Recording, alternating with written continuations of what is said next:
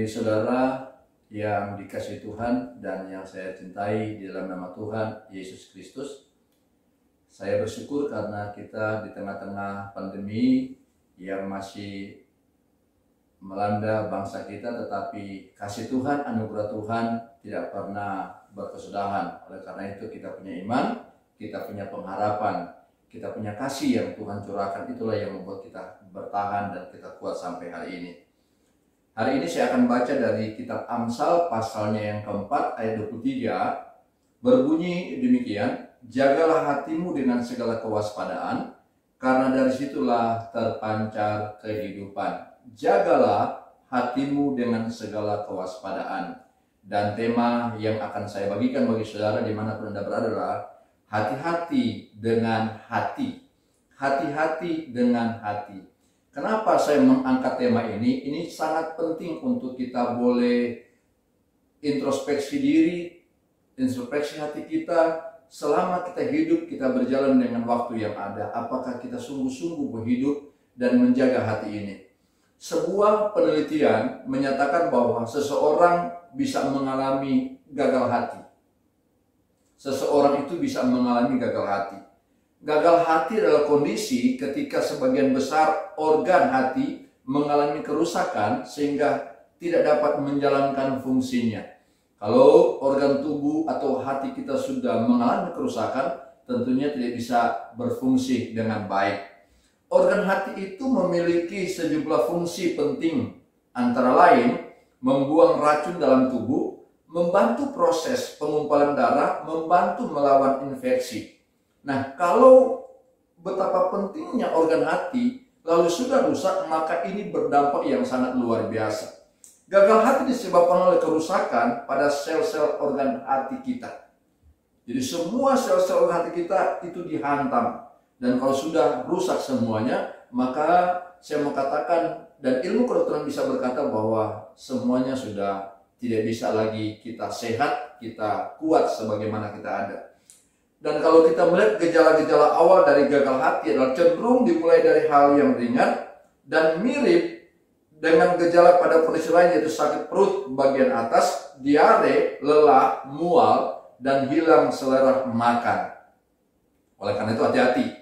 Gejala serius akan muncul jika kita biarkan berlarut-larut yang meliputi mudah mengalami memar dan pendarahan, kulit dan mata menguning, penumpukan cairan di perut, tidak sadarkan diri. Ini hal-hal yang harus kita hati-hati, dan itu karena itu akan berdampak lebih parah lagi. Oleh sebab itu, maka ketika kita melihat penelitian tentang ilmu kedokteran ini, maka tentunya ini membuat kita jadi awasan bahwa kita harus menjaga hati kita dengan baik. Nah, itu kedokteran. Lalu kita lihat kepada Alkitab. Apa yang Alkitab katakan? Alkitab hanya mengingatkan orang percaya, hati-hati dengan hatimu. Bagaimana kalau hati kita sudah rusak? Amsal sangat jelas sekali memberitakan bagaimana kalau hatimu rusak. Maka kita akan mendapati hal-hal yang membuat kita tak berdaya. Pertama, kalau hatimu rusak sebagai orang percaya, maka kita akan mudah melihat segala sesuatu itu secara negatif. Kenapa kita melihat secara negatif? Karena kita tahu bahwa kita begitu mudah menerima racun-racun yang dari luar datang dalam tubuh kita, dalam pendengaran kita, dalam pikiran kita. Kalau racun sudah menguasai, maka kita akan menjadi orang yang sangat-sangat sensitif sekali. Semua yang kita pikirkan itu berbicara tentang hal-hal yang negatif. Kita mudah tersinggung, kita mudah marah, mudah membenci, mudah memfitnah orang lain. Karena apa? Karena sudah rusak hati kita. Alkitab berkata dari semua berawal dari hati, maka disitulah terpancar kehidupan. Jadi kalau hati kita sudah rusak sebagai orang percaya, hal-hal yang negatif inilah yang akan muncul dalam kehidupan saya dan saudara. Oleh karena itu saya katakan kembali lagi, hati-hati dengan hati. Jagalah hati kita, jangan sampai rusak. Jangan sampai racun yang masuk dalam tubuh. Sehingga kalau racun yang masuk dalam tubuh, itu membantu proses harusnya yang boleh masuk dalam tubuh kita itu hal-hal yang positif, itu sudah dibuang, disingkirkan dalam diri kita. Karena sudah digantikan dengan hal-hal yang negatif. Kemudian itu membuat infeksi, saudara. Kalau sudah gagal hati, infeksi. Kalau hatimu sudah rusak orang percaya, maka akan terjadi infeksi. Dan infeksi itu bisa merusak semuanya. Bukan cuma hidup kita, bisa merusak rumah tangga kita, bisa merusak orang-orang di sekitar kita, bisa merusak gereja. Karena yang ada negatif, yang kita bawa isu-isu yang hoax, tapi kita membuat suasana menjadi panas karena hatimu sudah rusak. Itu poin yang pertama.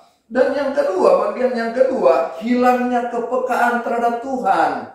Kalau orang hatinya sudah rusak, sudah membenci, sudah sensitif, mudah marah, mudah emosi, mudah terpancing, maka kepekaannya terhadap Tuhan itu mulai hilang.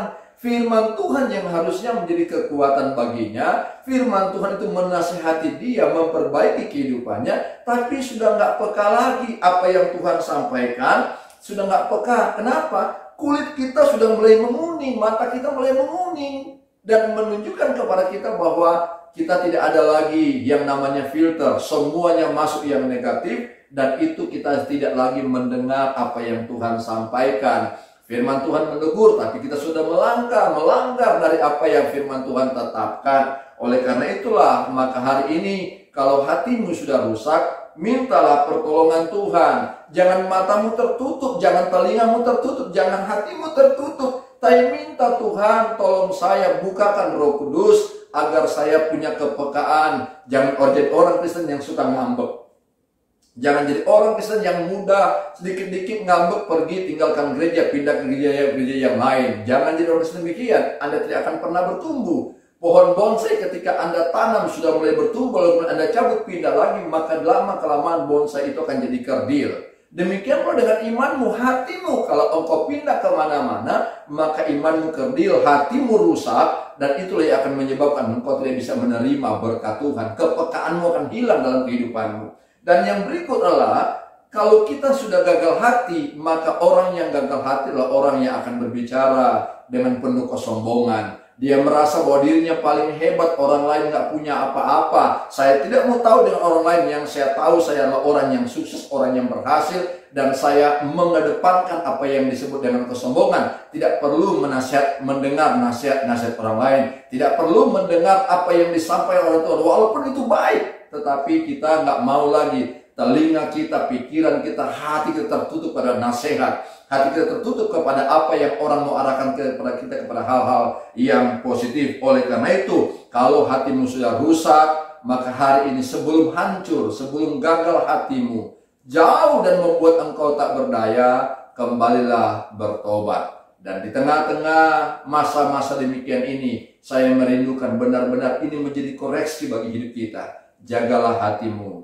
Hati-hati dengan hatimu, karena dari sanalah terpancar kehidupan. Tuhan sangat memberkati saudara, dan Tuhan mau supaya engkau diubahkan semakin hari semakin menjadi baik. Haleluya. Amin.